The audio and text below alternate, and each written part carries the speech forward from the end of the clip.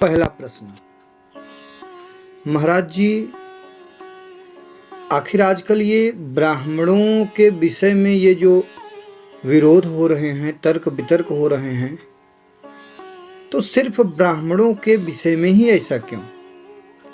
जबकि शुरुआत से ही शासन पर अधिकार तो क्षत्रिय का रहा है। ब्राह्मण तो सत्ता या शासन संभालने के लिए नहीं जाना जा रहा है। शुरुआत से ही कहीं कहीं कुछ समय के लिए वे सत्ता में आए हैं, ऐसा मालूम है, लेकिन ज़्यादा समय तक वे नहीं रहे हैं।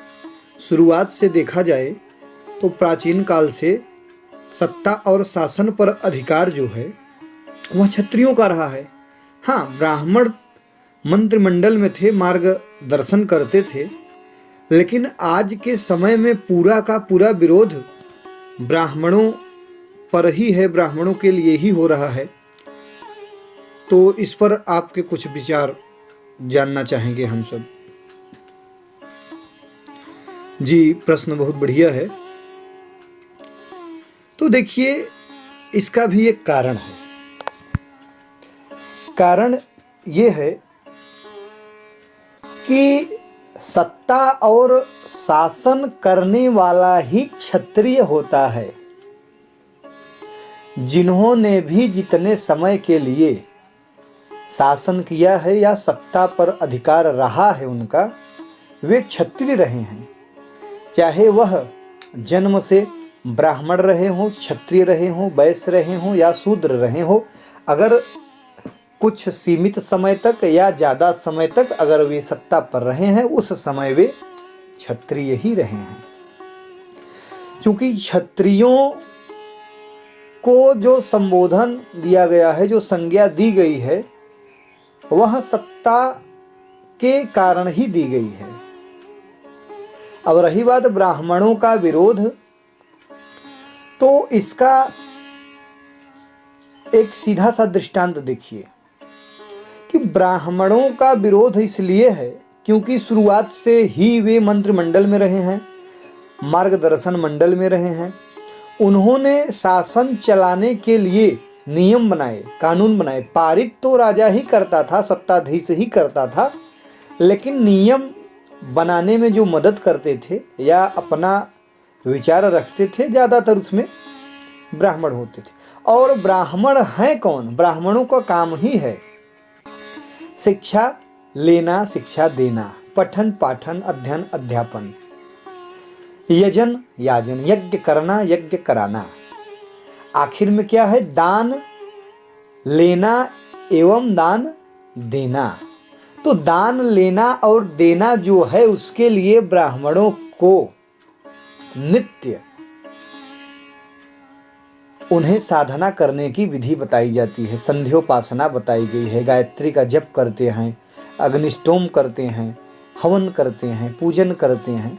इसके लिए उन्हें वे अधिकार मिल जाता है, क्योंकि जो दान लेने का प्रायश्चित है वह ब्राह्मण के गायत्री जप से, संध्योपासना से, सूर्य भगवान की अर्चन से, पूजन वंदन से वह क्षमता जो है उन्हें प्राप्त होती है और उसका दोष उन्हें लगता है। लेकिन जो तप है, जो साधन है, उसके प्रभाव के कारण उन्हें उससे कोई परेशानी होने की आशंका नहीं रहती है। रही बात विरोध की, तो विरोध देखिए अभी भी उसी का है जो हमसे श्रेष्ठ है। और चूंकि ब्राह्मण जन्म से ब्राह्मण नहीं रहा है, वह कर्म से ही ब्राह्मण रहा है। चातुर्वर्ण्यम मया सृष्टम गुण कर्म विभागसः, साफ साफ गीता में लिखा हुआ है कि जो चारों वर्ण है वह मेरे द्वारा ही सृष्टि की गई है। भगवान कृष्ण अर्जुन को समझा रहे हैं। और गुण और कर्म के आधार पर ही संज्ञा संबोधन दिया गया है। इससे संबंधित हमने 2 वीडियो जो है YouTube पे अपलोड भी किए हैं। आप उसमें जो भी तर्क वितर्क हैं सुन सकते हैं, समझ सकते हैं। तो विरोध पर आते हैं। तो विरोध इसलिए है कि देखिए, प्रतिष्ठित आदमी की विरोध लाजमी है। हम ही आप हैं, कोई हमारे साथ वाला व्यक्ति है, अगर अचानक से वह आगे निकल जाता है तो विरोध होने लगता है, आलोचना होने लगती है। और ब्राह्मण वर्ग, मैं फिर से कह रहा हूं, जो जन्म से नहीं कर्म से ब्राह्मण रहे हैं और जन्म से भी होने लगे, इसके पीछे भी कारण यह है कि आनुवंशिकता और वातावरण का जो पूरा प्रभाव पड़ता है किसी बालक के ऊपर, वह तो पड़ेगा ही। अगर कोई ब्राह्मण व्यक्ति है, उसके संस्कार अच्छे हैं, तो उससे जो संतति होगी, सीधी सी बात है कि कुछ न कुछ उसके गुण तो हस्तांतरित होंगे ही, और उसके द्वारा जो निर्मित वातावरण होगा उसका भी उसके ऊपर प्रभाव पड़ेगा। तो आनुवंशिकता और वातावरण के प्रभाव से जिन्होंने उस कर्म को जीवंत रखा है, वैसे ब्राह्मण लोग हमेशा से प्राचीन काल से अपने पूर्वजों के बताए हुए मार्ग पर चल रहे हैं। हालांकि आधुनिक युग में उसका भी विरोध हो रहा है, और मैं भी कहता हूं कि आधुनिकता बुरी चीज़ नहीं है, नए चीज़ों का आविष्कार होना चाहिए, लेकिन पुरानी घटनाओं को एकदम से नकार नहीं देना चाहिए। उसे लेकर के हम सर पर बोझ बनाकर नहीं बैठेंगे, लेकिन कुछ चीज़ें सीखेंगे कि प्राचीन काल में अगर ये घटनाएं हुई हैं, उसका क्या दुष्परिणाम हुआ है, उसका क्या परिणाम हुआ है, उसके क्या कारण रहे हैं। तो उस घटना से हम सीख सकते हैं, बीती हुई घटनाओं से हम सीखते हैं और हम वर्तमान में सुधार करते हैं, ताकि अगर वहाँ पर कुछ गलतियाँ रही हों तो अब जो है गलती न हो। तो ब्राह्मण वर्ग अपने पूर्वजों के बताए हुए रास्ते पर चला आ रहा था और कुछ मात्रा में अभी भी चल रहा है। तो ये जो समुदाय रहा है, इन्होंने अपनी परवाह ज़्यादा नहीं की है। ज़्यादा न करने का मतलब यह है कि परवाह तो की है, लेकिन उदर पूर्ति के लिए कि जीवन चल जाए, जो हमारे साथ में हमारे पत्नी हैं, हमारे बच्चे हैं, हमारा परिवार है, उनका भरण पोषण हो जाए। संग्रह की प्रवृत्ति नहीं रही है कि हम जो है धन इकट्ठा करके बहुत बड़ा मकान बना ले, बहुत बड़ा दुकान बना ले। इस पर इन्होंने ज़्यादा ध्यान नहीं दिया। लोक कल्याण के लिए, जन कल्याण के लिए यज्ञ, हवन, पूजन, निर्देशन, नीति, इन्हीं सब पर इन्होंने चर्चा किया। और जो भी कानून बनता है उसका विरोध होता है। आज के समय में भी अगर कोई भी कानून बनता है तो उसके पक्ष में भी लोग अपनी बातों को रखते हैं और विपक्ष में भी तमाम बातें आती हैं। तो किसी भी बात का जो है विरोध तो होता ही है।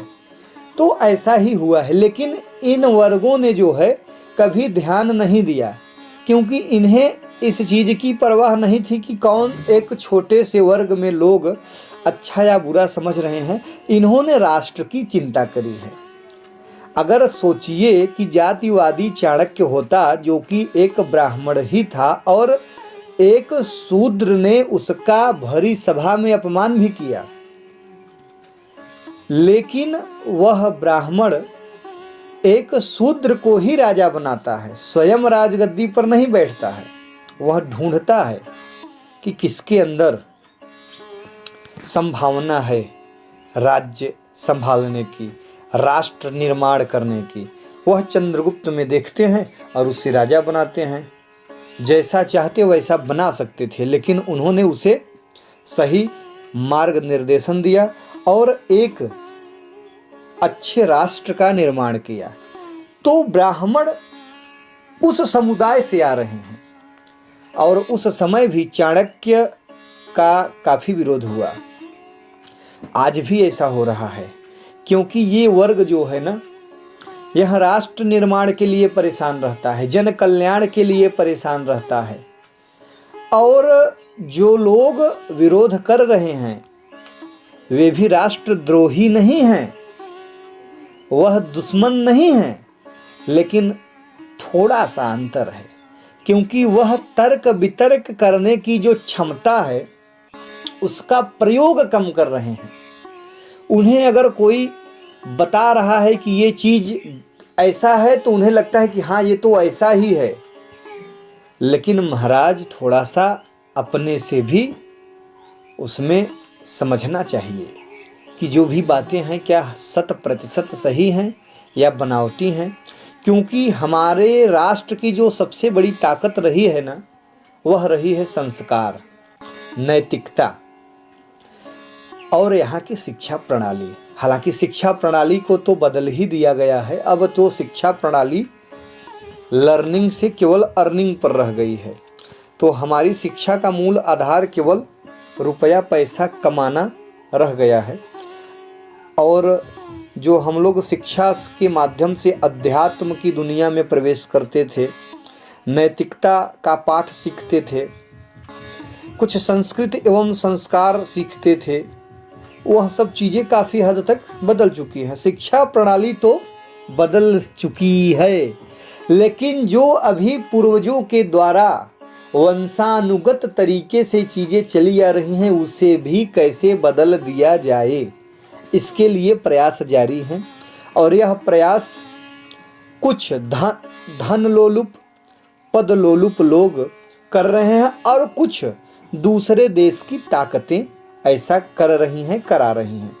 क्योंकि हमारे समुदाय में दलित, वंचित, अल्पसंख्यक इत्यादि जो भी हैं, जिन्हें भी कहा जाता है कि इन्हें मंदिर से दूर रखा गया है, अछूत बना करके रखा गया है, महाराज यह सब चीज़ें उन्हीं के घर में आज भी होती हैं।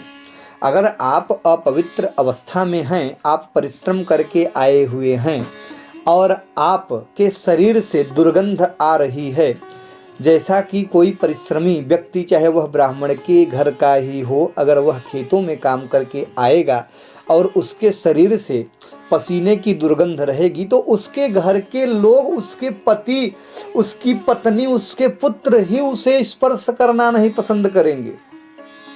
तो भैया जब तुम साफ सुथरा रहोगे तो ऐसा नहीं है कि कोई तुम्हें छुआछूत का जो है विषय बनाएगा। तो शुरुआत में ये सब चीज़ें थी, अब उसे जो है मुद्दा बना दिया गया। आज बताइए ऐसा कौन सा स्थान है, ऐसा कौन सा मंदिर है जहाँ पर अल्पसंख्यक, वंचित, कुंठित, दलित या शूद्र का प्रवेश वर्जित है। हर जगह जा रहे हैं लोग, कहीं पर कोई नहीं मनाही है। यहाँ तक कि सब एक साथ में प्लान बनाते हैं कहीं दर्शन पूजन के लिए, तो कई वर्णों के लोग एक साथ जा रहे हैं पूजन करने, दर्शन करने।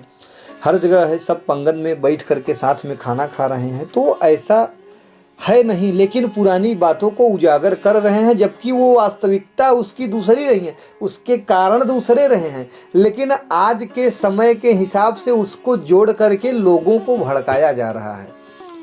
और ब्राह्मणों का विरोध इसीलिए हो रहा है, होता चला आ रहा है, क्योंकि उन्होंने इन सब चीज़ों पर कभी ध्यान ही नहीं दिया।